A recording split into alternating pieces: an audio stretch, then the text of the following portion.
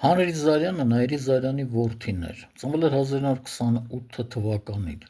Իր հանրի անունը ստացել էր ի պատիվ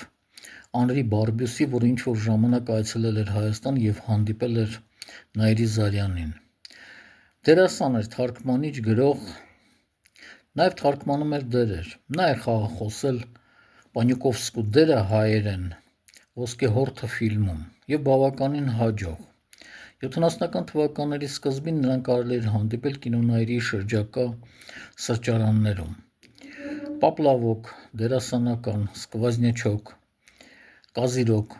քայլում էր ձեռնափայտով, հավանաբար ինչ-որ առողջական խնդիր ուներ։ Մահացավ 1974 թվականի հոկտեմբեր ամսին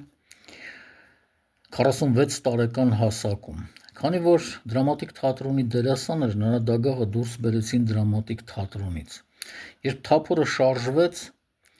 հարևանությամբ Խաչատուր Աբովյանի անվան միջնակարգ դպրոցն էր։ Դպրոցի վերևի հարկից ինչ-որ մեկը առարկան նետեց թաղման թափորի վրա։ Հաջորդ օրը դպրոցում մեծ սկանդալ էր։ Դպրոցի տնօրենը շրջում էր դասարաններով, որպեսզի պարզի, թե ով է այդ արարքը կատարել։ Այդպես էլ չպարզեցին։ Պետք է ասել, որ Հանրի Զարյանի մայրը և Նայիրի Զարյանի առաջին կինը Սիրուշ Զարյանը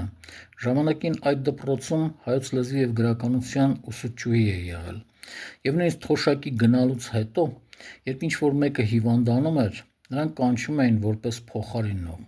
և հաճույքով գալիս և չէր մերժում։